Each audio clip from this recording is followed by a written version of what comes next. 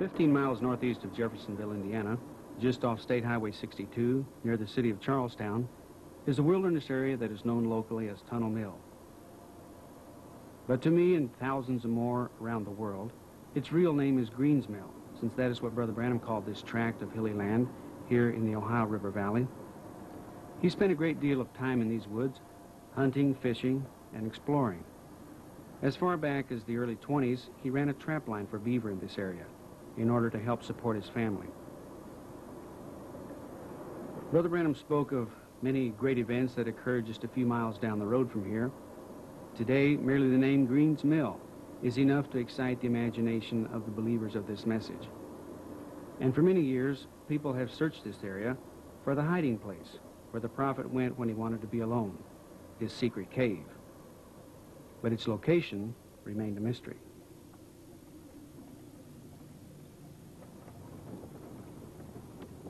My name is George Smith, and I would like to invite you to come with me today for the experience of a lifetime. We will cross the streams and follow the steep trails that have known the footsteps of the prophet. Our goal is a spot that has only recently been discovered, a small rocky niche in a limestone cliff that overlooks a deep ravine. Many features of this spot that I will show you fit the descriptions that Brother Branham related on tape regarding his special cave. We have another reason for believing that the spot we will visit today is indeed the prophet's cave. Sister Branham, the only person besides the prophet to see the cave, once described to her daughter Rebecca what she saw there. I never did ask Mother to give me directions to the cave. I really don't believe she would have had I asked her. I asked her how much she could remember about her trip there, which was back in 1941. She wasn't much of an outdoors person. As far as I know, she only went the one time. But she told me that she remembered the cave very small, dark, cold. There was a space where Dad could lie down.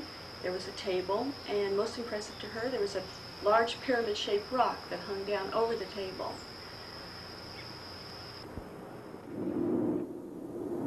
On July 23, 1965, Brother Branham and I drove down this road together. It appeared then much as it does today, with the heavy foliage on the trees and the water fairly deep in the creeks and streams. Every turn in the road brought back memories for him.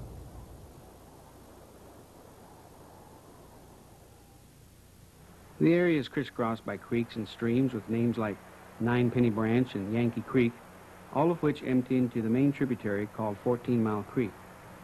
The convoluted path of 14 Mile Creek cuts across the land from north to south, until finally the cold, clear water enters the muddy Ohio River just a few miles downstream from Greens Mill, at a spot that by boat is exactly 14 miles from Jeffersonville, hence the name 14 Mile Creek. Here at the bottom of the hill, where Ninepenny Branch joins with the larger 14 Mile Creek, Brother Branham stopped the car for a few moments. Even then, the land was posted as it is today, but he pointed downstream towards Beaver Hole, a place known as being the best swimming spot in the county. He told me that as a young boy, he and his brothers would hitch a ride to Charlestown so that they could come here and play Tarzan on the rope swing and swim during the long, hot summer days.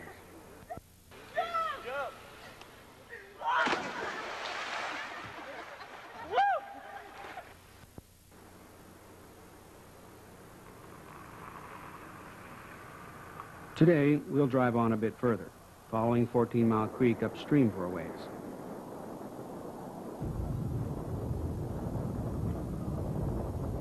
It is early morning, and a light haze still lingers in the woods. Within an hour or so, there will be quite a bit of traffic on this narrow country road, but we have found a good spot to park in a field that is not posted land. Although we are still quite a ways from the cave at this point, there is a spot just through the trees here where 14 Mile Creek is easy to cross. Just off to our right, at the far end of this field, in a tangle of vines and tall weeds, there is a rusted relic of what was once the most renowned attraction in all of southern Indiana. It is a large water wheel, and the story of how it came to be here is a remarkable one that we think is worth retelling. It answers a question many have asked, and that is, why did Brother Branham call this area Greens Mill?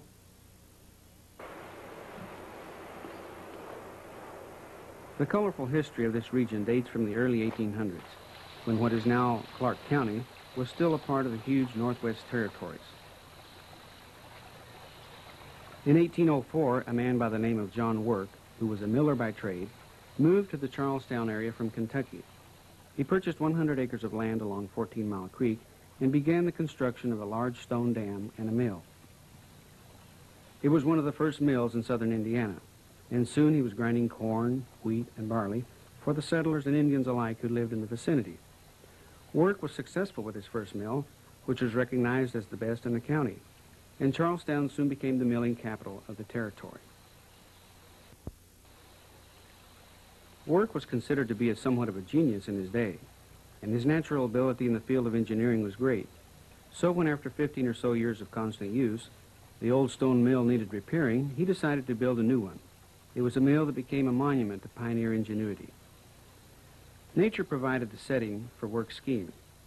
On this plat map dating from the late 1800s, we can pinpoint the location of John Work's old mill and dam. Just downstream, 14 Mile Creek makes a long pear-shaped curve around the base of a hill, creating a peninsula of land between its banks. The distance through the narrowest point is a little over 300 feet, 300 feet of solid rock. John Work's plan was daring. He would blast a tunnel through the mountain at its narrowest spot and divert the water to his new mill on the south side of the peninsula. The difference in the level of the creek between the two ends of the tunnel would provide a hefty 24-foot fall for water that would turn the mill wheel. It took 3 years for the tunnel to be completed.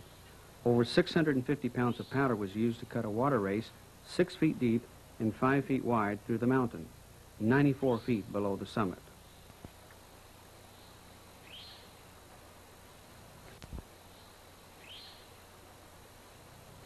The new mill on the south end of the tunnel was completed in 1829 and immediately became famous throughout the entire state. Settlers brought their grain from as far away as Indianapolis to be ground at the amazing Tunnel Mill.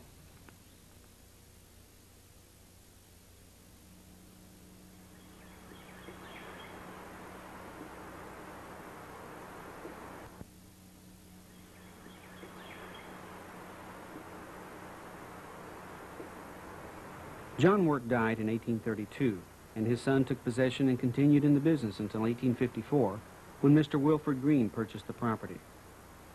Although it was still officially called Tunnel Mill, local people began to refer to it as Green's Mill in consideration of the new owner. Today, the rusted wheel is the only evidence left of the legendary mill. The incredible tunnel that provided the never-failing water supply was dynamited closed when it became snake-infested and presented a danger to the Boy Scout camp nearby.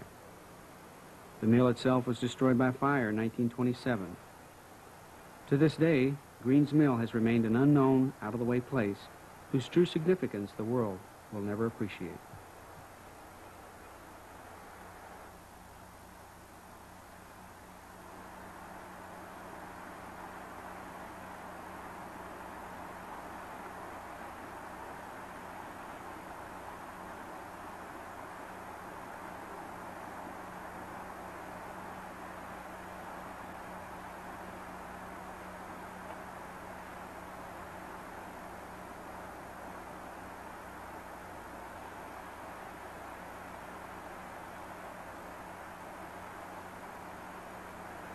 In 1987, a brother from Virginia was hiking in the woods here at Green's Mill when he felt led to veer from the trail he had been following and to take instead a more difficult route along the side of a ridge.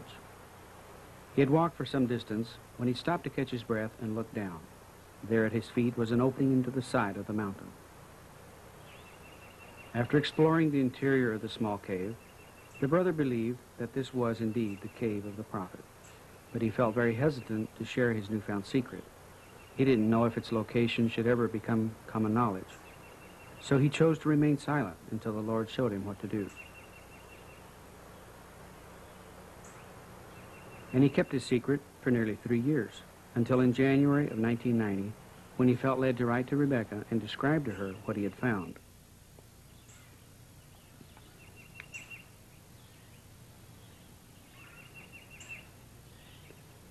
The area around the cave is covered with very dense growth, and standing here at the entrance, it is easy to understand how the location of this cave remained completely hidden for so many years. Brother Branham once made the statement that he often would pull a large bush into the opening behind him, totally obscuring the entrance from even the closest scrutiny. It is not difficult to visualize just how that could be done. It is also easy to see that it is a place that was made for the prophet, a small man who was by nature rugged, brave, determined, and fully dedicated. Brother Branham did not come to his cave seeking a comfortable place where he could pray, for there is nothing comfortable or elegant to be found here. Instead, it is a rocky shelter for a true man of the wilderness. Isolated from the rest of the world, here he communicated with the Almighty.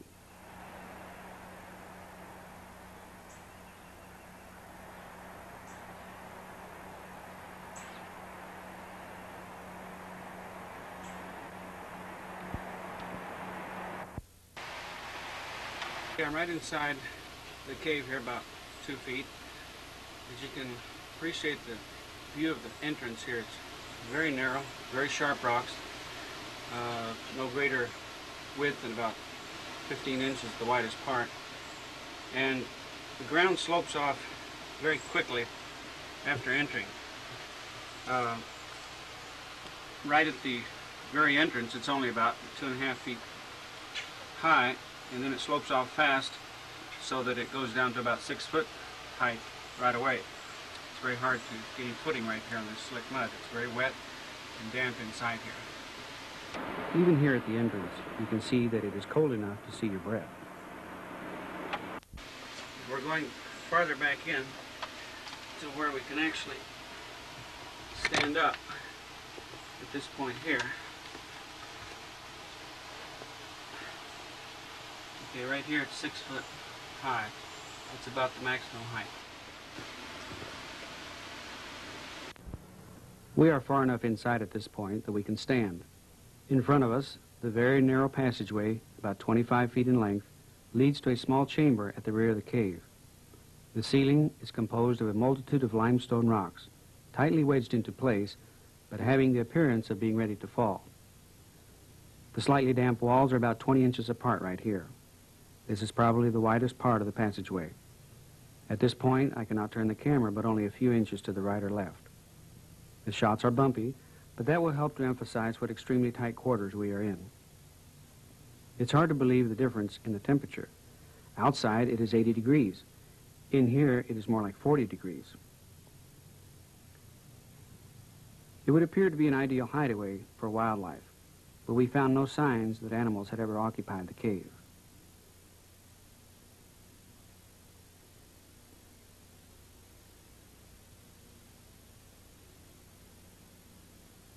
The only items found in the cave were on the shelf here to the left, a 1964 penny and traces of candle wax.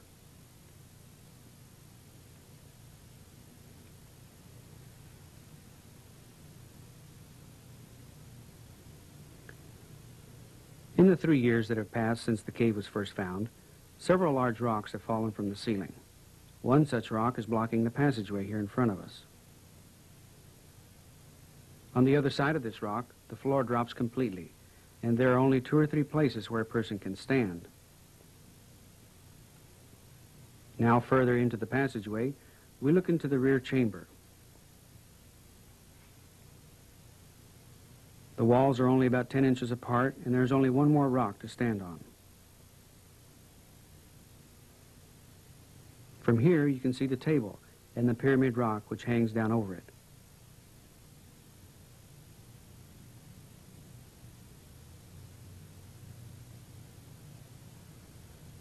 And now I will try to reach the camera into the chamber for a better view.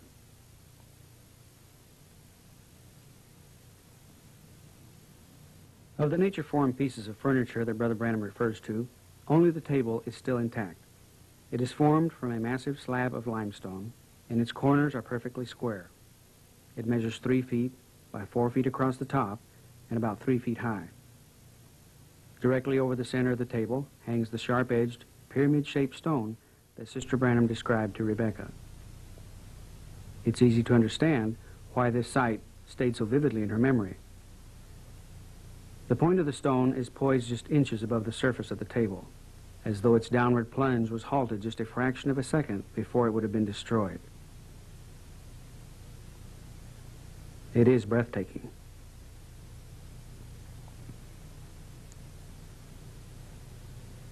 It is our belief that the cave is slowly but surely collapsing inward. As you can see here, the floor beneath the table has fallen away.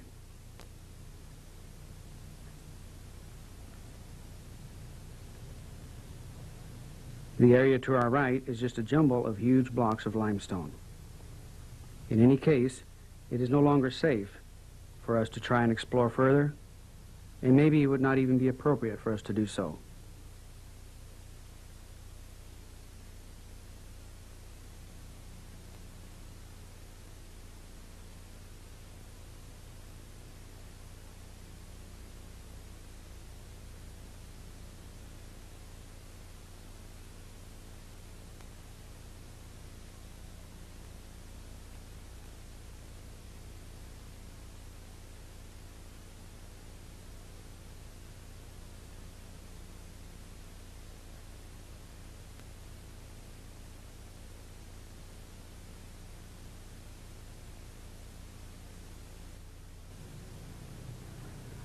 I've turned around now to face back towards the exit.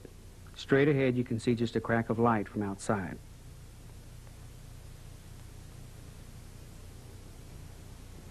With the light on, you can see again how close the walls are and the curve the passageway makes as it angles back into the mountain, towards the table and the pyramid stone, which are now behind us. From here there's also a better view of the large rock that has fallen within the past 3 years, and which blocks our way. You can also see how the floor changes at this point, becoming a jumble of sharp stones on back to the chamber. Before we move around this curve in the passageway, bringing the exit into full view, I would like to say that I feel very privileged to have had an opportunity to visit this special place. I stand here, and in my mind I can see Brother Branham pressing his way between these walls, maybe after being back in the chamber praying for many days. I can imagine just how he would climb up through the opening and stand on the big rock that is close by. This is something I will always treasure.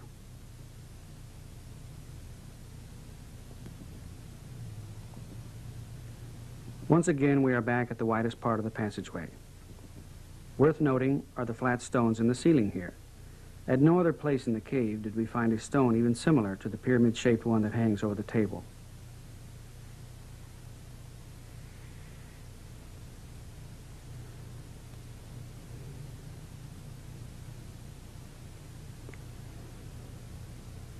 You can see how mud and leaves have washed into the entrance, and the slippery incline offers no firm footing as we try to make our way back up to the very small, rocky opening.